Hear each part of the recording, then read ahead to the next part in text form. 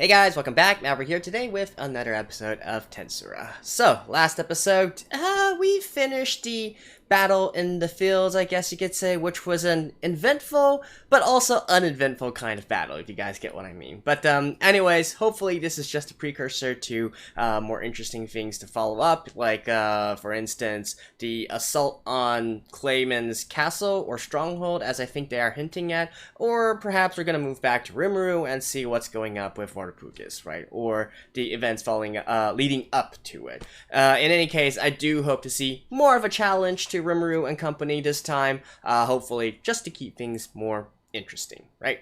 So, in any case, let's get into the episode. Alright, let's begin in 3, 2, 1, play. Oh, looks like we are getting a, Oh no, we already saw you in that outfit.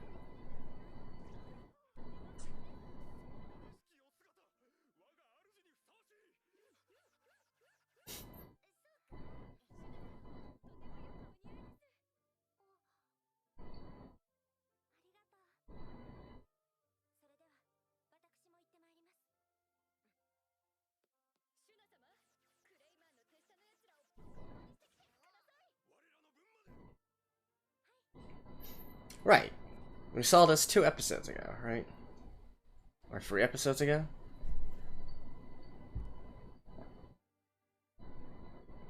Alright, what other preparations are you guys?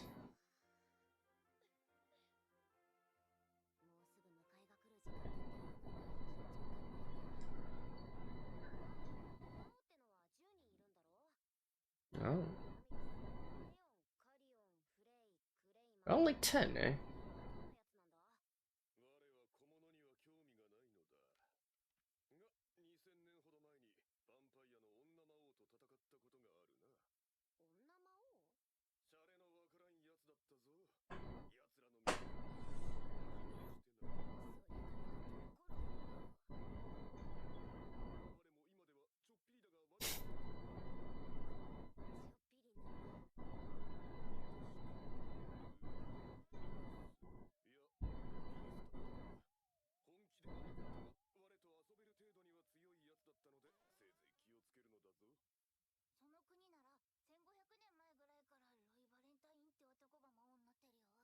Hmm.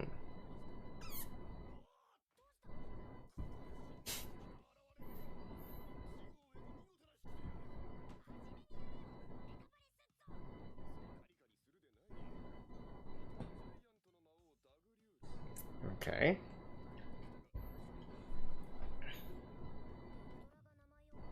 So why are all the rest of the Demon Lords so powerful?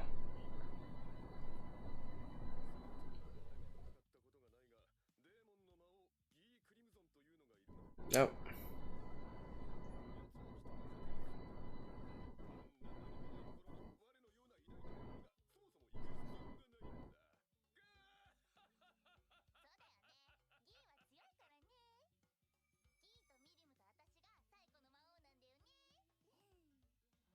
I feel like there's a huge power discrepancy between all the Demon Lords.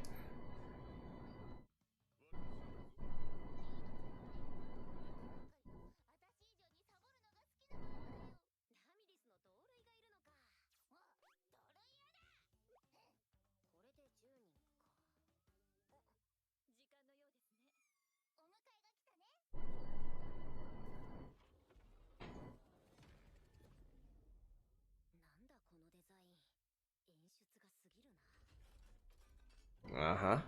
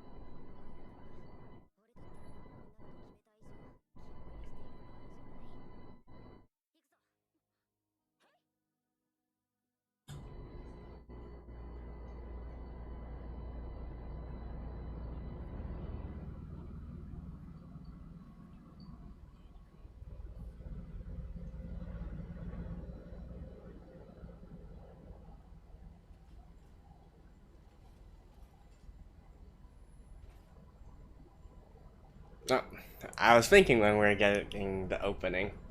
At least we got that far, right?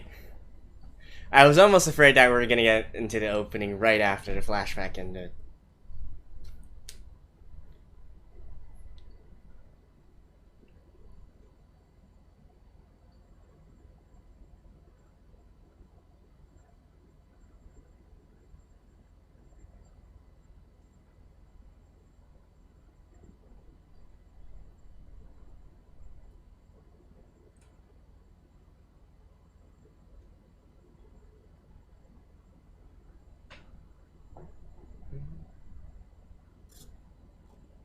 So I guess all of these are the demon lords then? Yeah. Okay, I see. And then their partners or companions, servants, whatever you want to call it.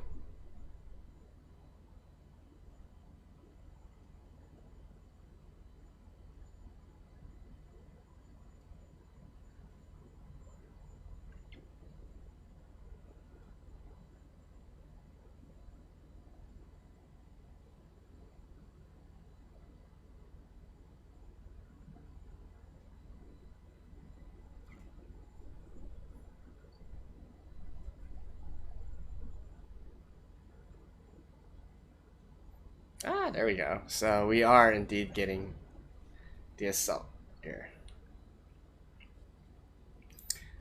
So I'm guessing from the opening that we're gonna see a bunch of like zombie skeletons or undead minions, something of that sort.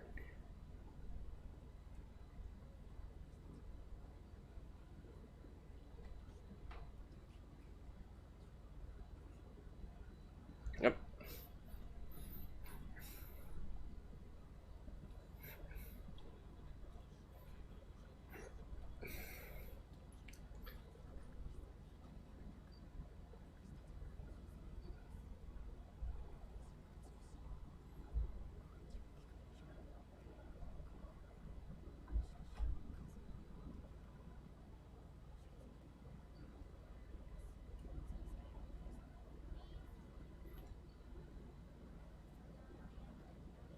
Okay. Ooh. Yeah, I was just about to say the normal cliche would be like undead armies, especially the rank and file, can't really do much against actual high level characters.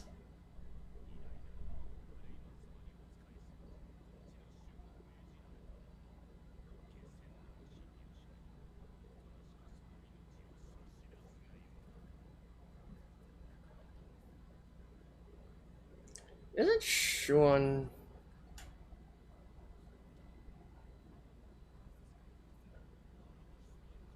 No, actually, no. I'm not quite sure. I thought that she was sort of like a shaman character of some sort, right? Or similar to that. Ooh.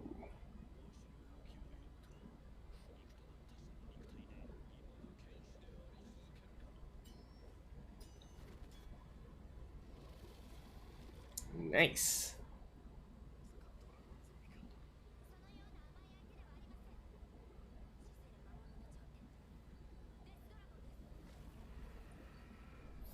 I like that.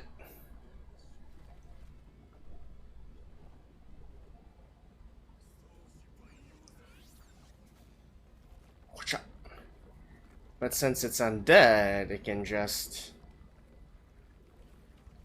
regen, right? Hmm.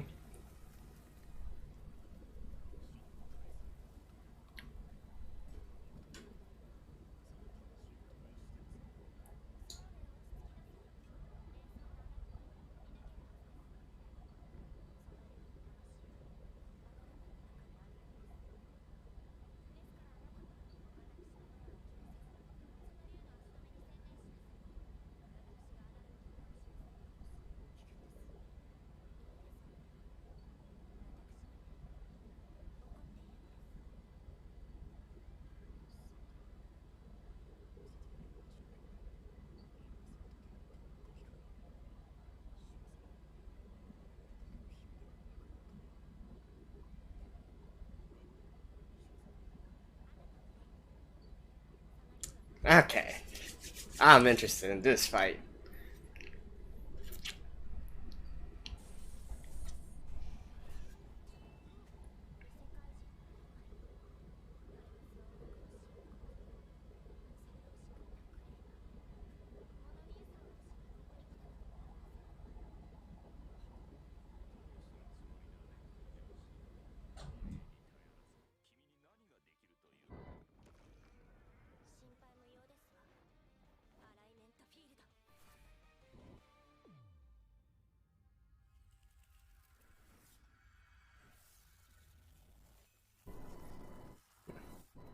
I was expecting something like that for some reason. I don't know why though. I mean, I guess it's the way she dressed. She always strikes me as some sort of like, like some shaman-esque character, right? Who might be able to use like some purifying magic and that whatnot. Although I guess this is slightly different, right?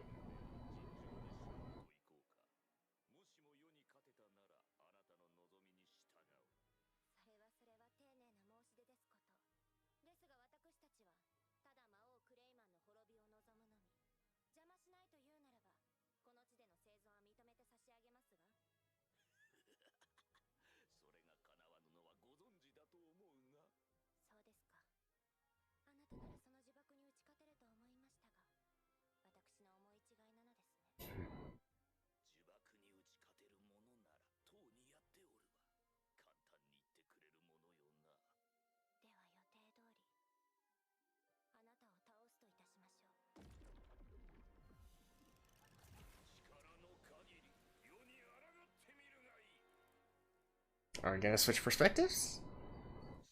Okay, continue on. Good, good, good.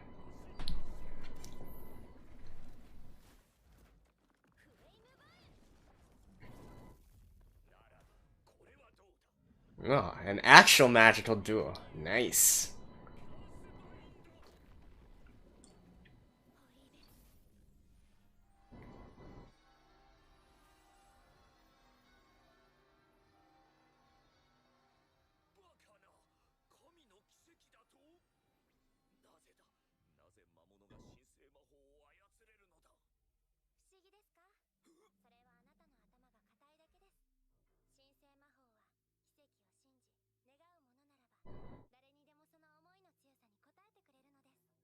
Okay.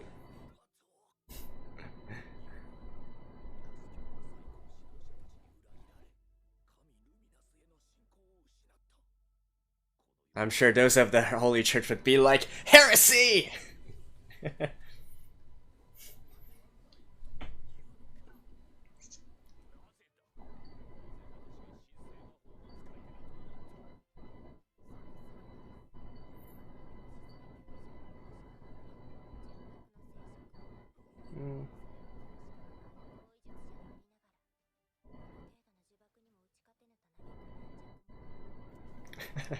She's already dead, Shuna. You don't have to destroy his corpse as well.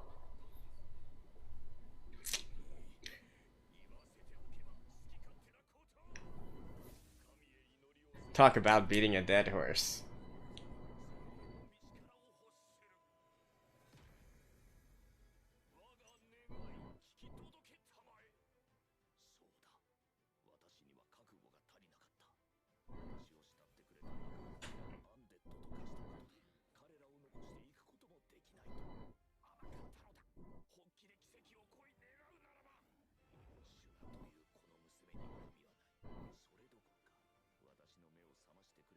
So I guess in the end, he's probably going to break the bounding of Clayman. Oh, no, another bound.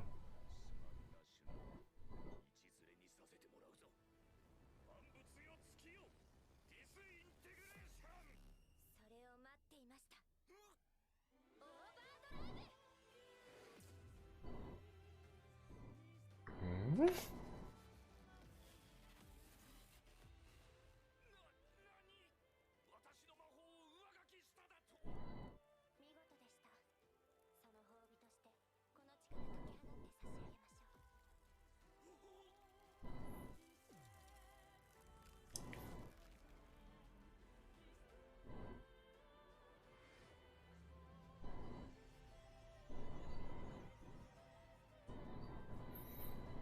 Okay.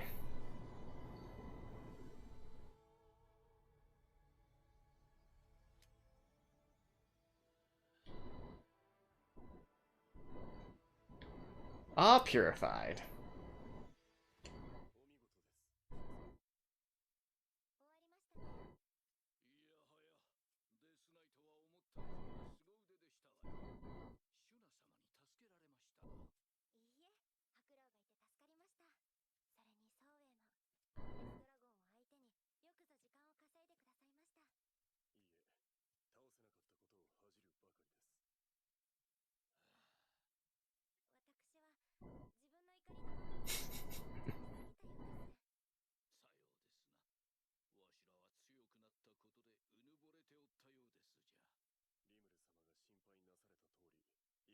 I'm actually thinking right now. So the Holy Church, right, or the Western Holy Church, whatever they call it, is it like I wonder how the deity system works exactly in Tensura.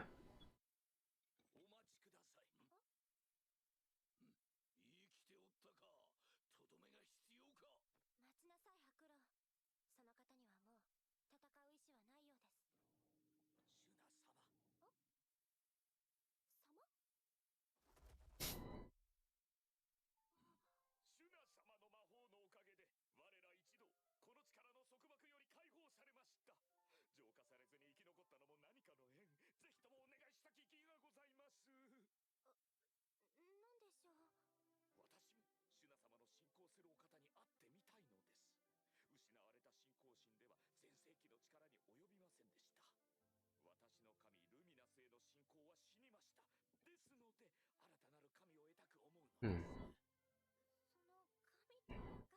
Although,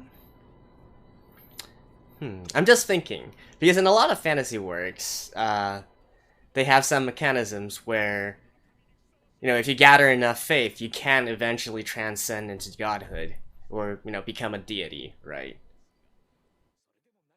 It typically works when when the fantasy worlds have systems where there can be multiple deities vying for power and whatnot.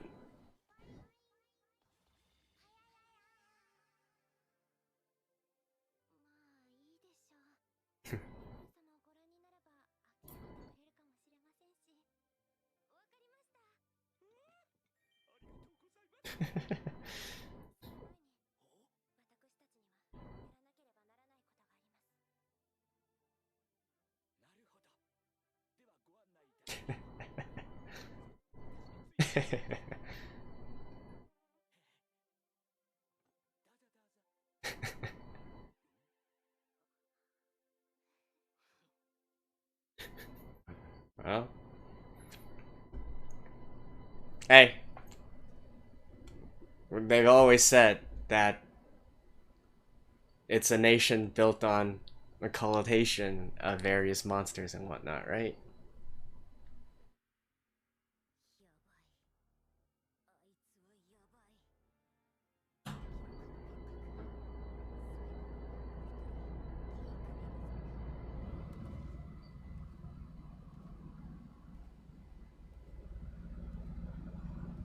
This is the giant.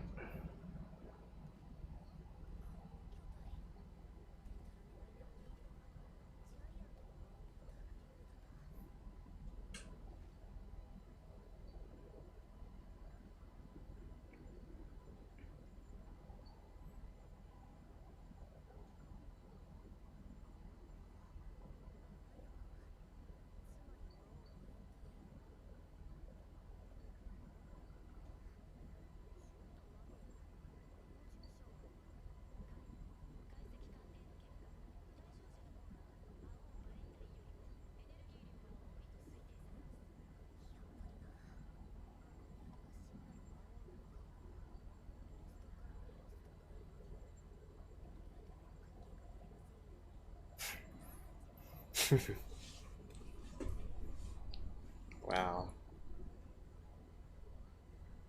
Oh, this is the lazy dude.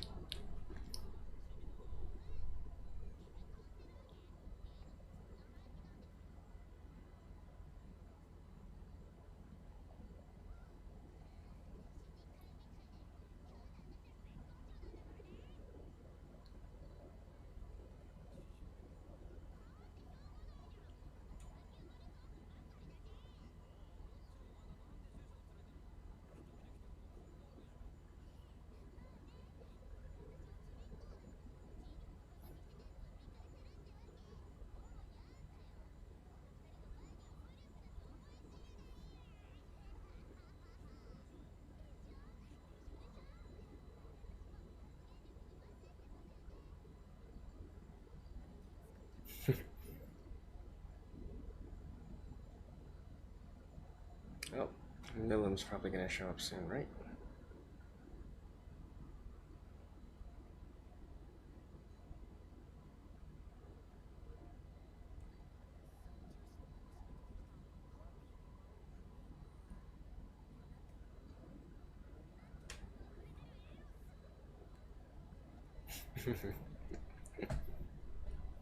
Oh.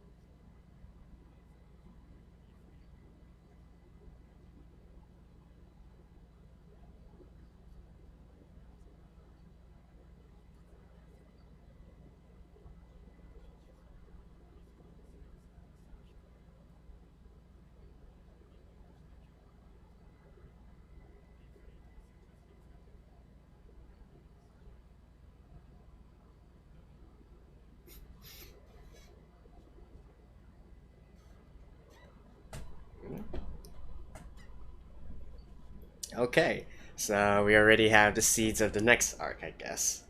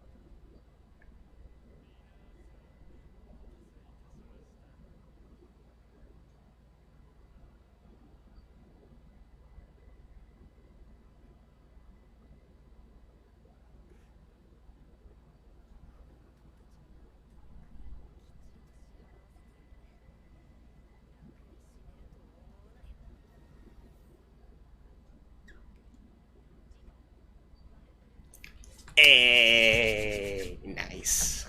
All right, see you guys after this.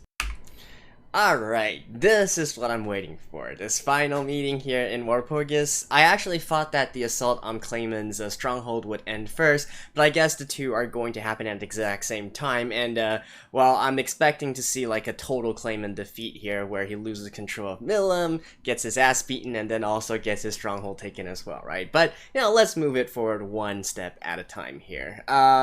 Let's talk about the first half of this episode first, which is really, you know, the fight against Adelman and, you know, getting to see Shuan in action, which we haven't seen in so long now.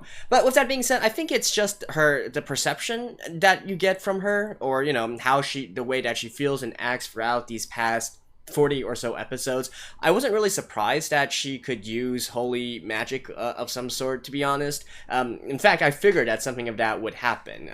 It makes a lot of sense considering the way that she dresses and so on and so forth, right? So, and not to mention the fact that they are actually making her, you know, go out into the battlefield and do her thing. I was basically like, okay, undead, you're gonna fight against undead in one of either two ways, right? You're either gonna fight it with fire, or you're gonna fight it with holy magic. And for the fire part, you know, we already got Benimaru and whatnot, so it had to be holy magic, right?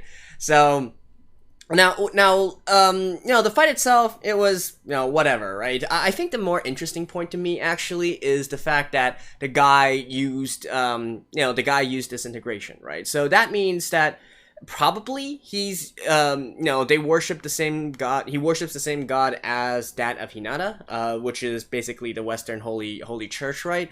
I'm not quite sure if they ever mentioned the name of the god of the Holy Church or whatnot. If they did, I'm sorry, I probably forgot about it. But then here we can understand that it is this deity named Luminous, right? And so we got that thing going on. The thing that really interested me, though, was at the very end there, where Adelman, kind of swore allegiance to Rimuru in a way, and also, the way that he worded it was more like he wanted to worship him, right? Now, that caught my attention, right? Because even though we haven't really delved deeper into the mechanics of the deity system in Tensura yet, one thing that, through past experience reading other light novels, fantasy novels, and whatnot, is that a lot of the times when we get into a fantasy world that really takes a lot of care in its world building and mechanic building and whatnot, they typically have a deity system as well, right? And especially in a case like this one, where through the dialogue between Shuan and Aldoman, we can see that, okay, the deities, or the powers of the deities in this world operates on a faith system as well. Now, typically when it operates on a faith system, I'm instantly thinking of some other scenarios here, such as basically a deity's power depends on how many followers, how many worshippers that it has, and then if it operates on that sort of system, then we can also have a sort of system where some other character, or indeed our protagonist, can also achieve godhood, achieve a deity status as well, right? Now, this is all pure speculation on my point. I don't know if that is true or not, but I find it to be, if you think about it, it would be quite ironic if, Rimuru as a demon lord eventually achieved godhood and achieved the deity status here, right? Especially since one of his major enemies right now is the Holy Church. So, that adds another layer of irony onto it. And so it's actually because of that I think that it's very plausible that Tensura would adapt a similar system as well. And not to mention, right, I've always stated, I'm really curious about what or who or what kind of being summoned Rimuru here in the first place, right? Typically, in a lot of these situations, we are dealing with a higher power, a deity level power, and typically in cases like this, where a deity would need to call on the help of other worlders as well, do something special to summon another being into this earth. Typically, that also means that there's probably multiple deities, or at least deity level characters, and they're having a little bit of a scuffle here, right? Or there's definitely some kind of conflict there that needs to be resolved. And so, just based on these little hints and pieces and whatnot, we can sort of speculate on what the world actually is and other mechanics dealing with this world. Or I could be entirely talking out of my ass, right? That could be entirely possible as well. But I just have this hunch here with the information that's being shown that perhaps this world is operating in a similar way to what I described as well. So, we got that to think about, and definitely this Luminous. I think sooner or later we will probably have a confrontation with this deity here, right? Or at least, or we might even see that perhaps this deity actually has a direct proxy on this earth. Might be the head of the Holy Church or something of that sort. That's also kind of a common sort of trope in these kinds of situations, but we'll just have to see, right? One thing at a time. Obviously, we got to get done with Walpurgis first, and then after that, I'm assuming we're going to get into the entire situation with Leon and whatnot, and then maybe later on we will have more time to explore further more characters within this world, right? And then obviously the second half, Walpurgis, it's nice to see all those faces. Although, once again, I'm kind of curious, like, how exactly... Now, why is there such a big power discrepancy between all of them, right? I mean, clearly, even though I have been giving props to Clayman for being able to pull off a lot of these things that he's pulled off, and, I still feel that he deserves some credit, right? Controlling one of the most powerful demon lords, or even getting to be in that position in the first place, I think, he still deserves some credit for achieving that, right? No matter... I guess perhaps he's just a pawn in the grand scheme of things, and maybe he was granted these powers by some other higher being or something of that sort. But even still, right? I I don't know, to say that he's weak would also be kind of weird to me, considering there are only 10 demon lords and whatnot. So yeah, I just find it curious, like, why is there such a big power discrepancy here? You know, and with the way that everybody is describing it, and indeed with how we've seen their power levels so far, it doesn't seem that Clayman is on the same level as, like, most of the other people around the table. So why was he able to, you know, get the status to sit at the table in the first place, right? I think those are some interesting questions as well.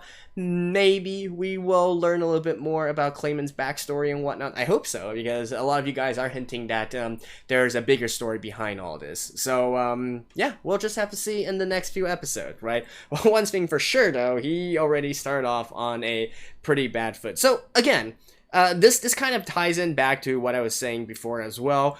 Clayman, especially in the first season and whatnot, right? He's always struck me as, sure, he's pompous, he's arrogant and whatnot, but at least he's smart about it, right? He's smart about it. He's underhanded, but he knows, like, what his strengths are. He knows that he needs to use his brains in order to, you know, he needs to scheme in order to do what he wants to do. And you know, he's one of those people who really has, you know, is able to keep his emotions in check and do the smart thing, right? And here, you know, in this kind of situation where clearly, I mean, Clayman would clearly know that Milim has relations with all the other demon lords as well, right? Or at least command respect from the other demon lords. He's not going to be winning any sort of friends by doing what he did here, even if it was to spite Rimuru or whatnot, right? It's just like idiocy on all sorts of levels, right? So yeah, I'm expecting the eventual conflict with Clayman to start and end probably fairly soon. I guess it all depends on how fast they can release Milim from Clayman's control, right? Which, you know, who knows? But well, actually, speaking of, it's actually hard to say, right? Would the other demon lords actually intervene, or would they just be like, you know, you two go do your thing, we'll just stand here and watch, we'll sit here and watch, or something of that sort, in which case then Rimuru would have to take on Milim and then also take on Clayman at the same time, and potentially his other allies, and maybe we'll have an actual big fight around there where the stakes are a little bit higher, right? In fact, I could see that kind of situation play out as well, right? All the other demon lords being like, you know, you guys do what you're gonna do, we'll just sit here and view this as entertainment or something of that sort, or heck, maybe even get bored of everything and be like, you know, I'm going home, you know, whoever wins, you know, come see me later, or something of that sort, right? I could see some of the guys here, or gals here, putting off that kind of vibe. But anyways, you know, that's all for the next episode. Really looking forward to that. Looking forward to some big fights. Looking forward to seeing Rimuru in his new form, fighting with peers more on his own level, right? So, yeah, looking forward to the next episode, and I will see you guys then. Stay tuned. Bye-bye.